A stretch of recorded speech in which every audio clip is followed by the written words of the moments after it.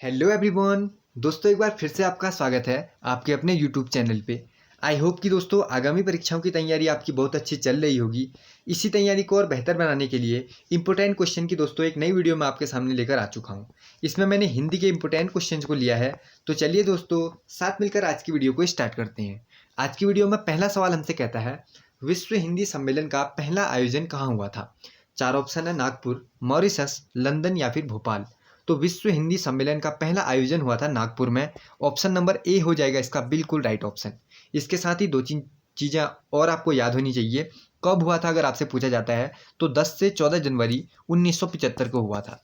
10 से 14 जनवरी 1975, ये चीज़ भी आपको पता होनी चाहिए। साथ ही इसके अध्यक्ष कौन थे? शिव सागर राम गुलाम। कौन थे अध्यक्ष? शिव सागर राम गुलाम। शिव सागर, आप इस तरीके से देख लीजिए, शिव सागर राम गुलाम। इस बारे में भी आपको पता होना चाहिए। एक नंबर आपका यहीं पर कवर हो जाता है अगर ये क्वेश्चन आपको देखने को मिलता है तो। और एक तो पहला सम्मेलन पूछ लेता है, पहला आयोजन, और दूसरा पूछता है 11वां। दूसरा 11वें के बारे में अगर आपसे पूछता है वह कहाँ हुआ था, तो वह हुआ था मॉरिशस में। ऑप्शन नंबर बी में कौन सा हो जाएगा? 11वां हो जाएगा। ये दोनों आपको पता होना चाहिए। 11वां सम्मेलन कब हुआ था? 18 से 20 अगस्त 2018 में ही हुआ है ये। 18 से 20 अगस्त 2018। तो इस बारे में भी आपको पता होना चाहिए। ये दोनों चीज़ मैंने आपको बता दी। बढ़ते हैं नेक्स्ट क्वेश्चन की ओर। अगला सवाल, अगले सवाल में हमसे पूछा जाता है, गूलर का फूल होना का क्या अर्थ है? कभी कभी दिखाई देना, कभी भी दिखाई ना देना, स्पष्ट दिखाई देना या फिर व्यर्थ की बातें करना। गूलर का फूल, इससे कहा जाता है दुर्लभ चीज़। अगर आपसे अलग तरीके से पूछा जाए तो आपको ऑप्शन में दिख जाएगा दुर्लभ चीज़। क्या दिखेगा आपको? दुर्लभ चीज़। इसको मैं लिख लेता हूँ, दुर्लभ चीज। तो एक तो आपको ये याद होना चाहिए अगर आपको ऑप्शन में ये दिखता है तो। अगर ये नहीं दिखता तो फिर क्या हो जाएगा? दुर्लभ चीज यानी कभी कभी दिखाई देना, ये हो जाएगा। ऑप्शन नंबर ए हो जाएगा इसका बिल्कुल राइट ऑप्शन। गूलर का फूल मतलब कभी कभी दिखाई देना, और इसके अलावा दुर्लभ चीज भी होता है। नेक्स्ट क्वेश्चन देखो, पर उपदेश कुशल बहुतेरे का क्या अर्थ है? चार ऑप्शन पढ़ सकते हैं आप। पर उपदेश कुशल बहुतेरे, इसका अर्थ क्या हो जाएगा? दूसरों को उपदेश देने को आसान समझना। दूसरों को उपदेश देने को आसान समझना। ऑप्शन नंबर बी हो जाएगा इसका बिल्कुल राइट ऑप्शन। अगला सवाल, अगले सवाल में हमसे पूछा जाता है, अंबर पनघट में डुबो रही ताराघट उषा नागरी में कौन सा अलंकार है? ये क्वेश्चन मैंने आपको एक प्रैक्टिस सेट में भी करवाया था, और मैंने कहा था कि ऐसे आपको क्या होने चाहिए? रटे हुए होने चाहिए, जो क्वेश्चन बार बार रिपीट होते रहते हैं। तो इसमें हो जाएगा रूपक अलंकार। नेक्स्ट क्वेश्चन देखो, अगला सवाल, कनिष्ठ शब्द में कौन सा प्रत्यय है? चार ऑप्शन देख लीजिए। कनिष्ठ प्रत्यय कहाँ लगते हैं? मैंने आपको बताया था, उपसर्ग कहाँ लगते थे? आगे लगते थे। लेकिन प्रत्यय कहाँ लगते थे? पीछे लगते थे। अब इसमें आपको आसानी लगेगी। कनिष्ठ यानी कौन सा प्रत्यय हो जाएगा? इष्ट प्रत्यय। Option number B. बढ़ते हैं नेक्स्ट क्वेश्चन की ओर। अगला सवाल, अब अगले सवाल में हमसे पूछा है, देखो, आए थे हरि भजन को ओटन लगे कपास, लोकोक्ति का सही अर्थ क्या है?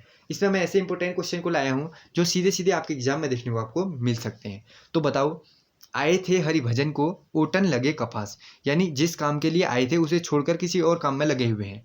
वांछित कार्य को छोड़कर अन्य कार्य में लग जाने को कहते हैं। आए थे हरि भजन को ओटन लगे कपास। ऑप्शन नंबर बी हो जाएगा राइट ऑप्शन। बढ़ते हैं नेक्स्ट क्वेश्चन की ओर। अगला सवाल, निम्नलिखित में से कौन कमल का पर्यायवाची नहीं है? सबसे पहले आपको क्वेश्चन को ध्यान से पढ़ना है। कमल का पर्यायवाची कौन नहीं हो जाएगा, बताओ फिर? राजीव, कुवलय, जलद या फिर अम्बुद। तो इसमें राइट ऑप्शन कौन सा कर देता हूं मैं? यहाँ पर देखो, कमल का पर्यायवाची होता है जलज, यहाँ पर लिखा हुआ है जलद। तो ऑप्शन नंबर सी हो जाएगा इसका बिल्कुल राइट ऑप्शन।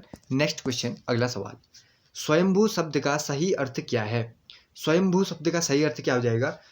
स्वतः उत्पन्न होने वाला, यानी ऑप्शन नंबर बी को करना पड़ेगा हमें राइट ऑप्शन। बढ़ते हैं दोस्तों नेक्स्ट क्वेश्चन की ओर। अगला सवाल, तल्लीन शब्द का सही संधि विच्छेद क्या होगा? तत् धन लीन हो जाएगा। ऑप्शन नंबर डी हो जाएगा इसका बिल्कुल राइट ऑप्शन। आप मेरे साथ साथ मेरे आंसर देने से पहले अपना आंसर देखिए और अपना स्कोर यहाँ पर चेक कीजिए। हिंदी वर्णमाला में ऊष्म व्यंजन कौन कौन से हैं? ऊष्म व्यंजन की बात आती है तो सौ सौ सौ हो जाते हैं। ऑप्शन नंबर ए हो जाएगा इसका बिल्कुल राइट ऑप्शन। सौ सौ सौ और ह। अगला सवाल, निम्नलिखित में से गलत विलोम शब्द युग्म का चयन कीजिए। देखो, मूक का क्या होता है? वाचाल। पुरस्कार तिरस्कार, भूत भविष्य। लेकिन परवेश का क्या हो जाएगा? नवेश। ऐसा तो नहीं पढ़ा ना। परवेश के साथ क्या लिखा होना चाहिए था? ये लगभग यहाँ पर या निकास लिखा होता तो सही होता। परवेश के साथ निकास लिखा होता तो ये भी क्या हो जाता, ठीक हो जाता, लेकिन नवेश नहीं हो जाए। ऑप्शन नंबर ए हो जाएगा इसका बिल्कुल राइट ऑप्शन, जो गलत लिखा हुआ है। अगला सवाल देखो फिर। अब अगले सवाल में हमारे पास कुछ और क्वेश्चन है। अगले सवाल, चारों ओर उज्ज्वल चांदनी फैली है, इसमें आपको क्या करना है, वर्तनी शुद्ध करनी है। इस उज्ज्वल को किस तरीके से ठीक लिखा जाएगा वो आपको बताना है चार ऑप्शनों में से। अब ऑप्शन आप लोग देख लीजिए, इसमें से राइट ऑप्शन बताइए क्या होगा। देखो, उज्ज्वल बार बार ऐसा शब्द है जो बार बार हमसे पूछ लिया जाता है। एक चीज़ याद रखो, इसमें आपको कन्फ्यूजन नहीं होना है। जहाँ पर बीच में दो छोटे आधे वाले जो दिखते हैं वही क्या हो जाएगा, राइट ऑप्शन हो जाएगा, ऑप्शन नंबर बी। नेक्स्ट देखो, हमें नियमों का उल्लंघन नहीं करना चाहिए। उल्लंघन कैसे लिखा जाता है बताओ, उल्लंघन होता है ऑप्शन नंबर ए की तरह लिखा जाता है, तो ऑप्शन नंबर ए हो जाएगा इसका बिल्कुल राइट ऑप्शन। किसकी तरह लिखा जाएगा, इस तरह कैसे लिखेंगे नियम, है ना, तो ये तो देखने से लग रहा है उल्लंघन होता है। अगला सवाल, हमें जनतांत्रिक पद्धति में विश्वास करते हैं। जनतांत्रिक, यहाँ पर तो ये तो गलत लिखा हुआ है, हमें पता ही है। अब हमें बताना है कि सही तरीका क्या होगा। सही तरीका होगा जनतांत्रिक, इस तरीके से, ऑप्शन नंबर बी की तरह। अगला सवाल, इस पुस्तक के अंत में दो परिशिष्ट दिए गए हैं। ये भी ऐसा क्वेश्चन है जो बार बार पूछ लिया जाता है। एसएससी की बहुत सारी परीक्षा में ये क्वेश्चन आपको देखने को मिल जाएगा। तो परिशिष्ट किस तरीके से लिखा जाता है, इस तरीके से, परिशिष्ट, लास्ट में ट होता है। देखो ये तो गलत लिखा है, लास्ट में ट वाला कौन है, ये तो वैसे ही गलत है। तो ऑप्शन नंबर कौन सा सही हो जाएगा, सी वाला सही हो जाएगा, परिशिष्ट। बढ़ते हैं दोस्तों नेक्स्ट क्वेश्चन की ओर। अगला सवाल, जो लौकिक न हो वो क्या कहलाएगा। जो लौकिक नहीं है वह क्या हो जाएगा, अलौकिक हो जाएगा। ऑप्शन नंबर सी हो जाएगा इसका बिल्कुल राइट ऑप्शन, जो लौकिक न हो वो हो जाएगा अलौकिक। अगला, वह स्थान जहाँ पृथ्वी और आकाश मिलते हुए दिखाई देते हैं उस स्थान को क्या कहते हैं। जब हम सामने देखते हैं पहाड़ों की तरफ में, हमें दिखता है कि आसमान और जो जमीन है वह मिली हुई है, तो उस स्थान को हम कह देते हैं क्षितिज। ऑप्शन नंबर ए हो जाएगा इसका बिल्कुल राइट ऑप्शन, क्षितिज। अगला सवाल देखो, वह अग्नि जो जंगल में अपने आप लग सकती है उसे हम क्या कहते हैं। इंपॉर्टेंट क्वेश्चन है, बहुत सारी परीक्षाओं में ये रिपीट भी हो चुका है।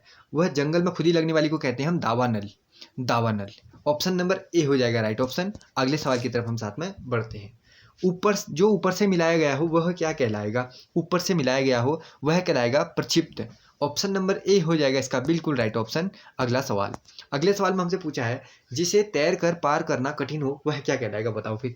जिसे तैर कर पार करना कठिन हो उसमें आप क्या करोगे, दुस्तर करोगे। ऑप्शन नंबर ए करोगे राइट ऑप्शन, यही हो जाएगा राइट ऑप्शन। दुर्गम को बिल्कुल नहीं करना है। जिसे तैर कर पार करना कठिन हो वह कहलाएगा दुस्तर। तो यहाँ पर हिंदी के हम कुछ इंपॉर्टेंट क्वेश्चन को देख चुके हैं जो कि सीधे सीधे आपके एग्जाम में देखने को आपको मिल सकते हैं। तो इसीलिए मैंने ये वीडियो बना दी।